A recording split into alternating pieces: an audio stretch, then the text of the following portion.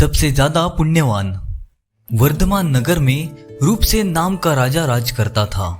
एक दिन उसके यहाँ वीरवर नाम का एक राजपूत नौकरी के लिए आया। राजा ने उससे पूछा कि उसे खर्च के लिए क्या चाहिए, तो उसने जवाब दिया 1000 तोले सोना।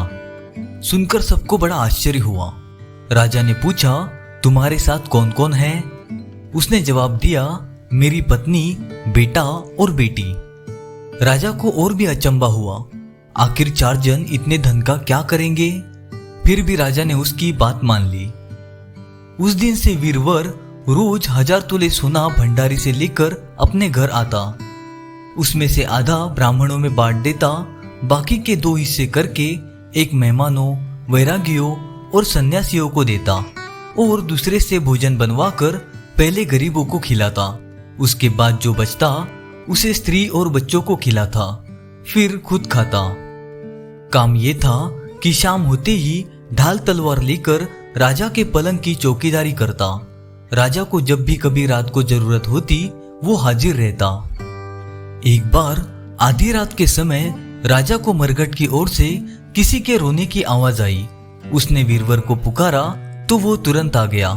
राजा ने उससे कहा जाओ पता लगा कर आओ कि इतनी रात गए ये कौन रो रहा है और क्यों रो रहा है। वीरवर तत्काल वहां से चल दिया।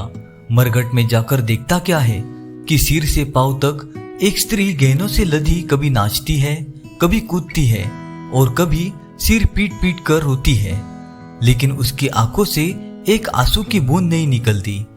वीरवर ने उससे पूछा तुम कौन हो और रोती क्यों हो? उसने कहा मैं राजलक्ष्मी हूँ, रोती इसलिए हूँ कि राजा विक्रम के घर में खोटे काम होते हैं, इसलिए वहां दरिद्रता का डेरा पड़ने वाला है। मैं वहां से चली जाऊंगी और राजा दुखी होकर 1 महीने में मर जाएगा।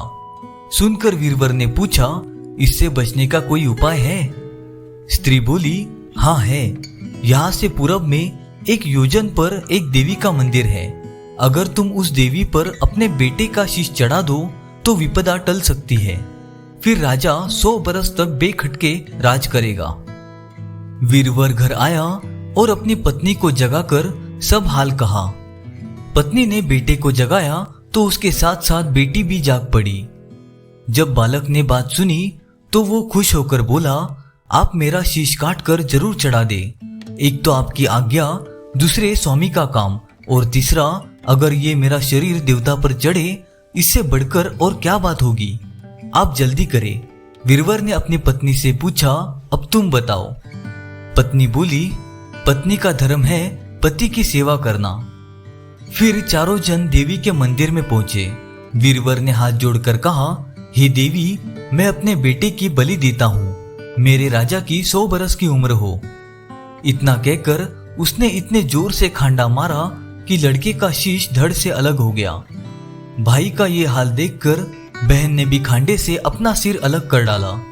बेटा बेटी चले गए तो दुखी माँ ने भी उन्हीं का रास्ता पकड़ा और अपनी गर्दन काट दी। वीरवर ने सोचा कि घर में कोई नहीं रहा तो मैं भी जीकर क्या ही करूंगा। उसने भी अपना सिर काट डाला। राजा को जब ये मालूम हुआ तो वो वहां आया।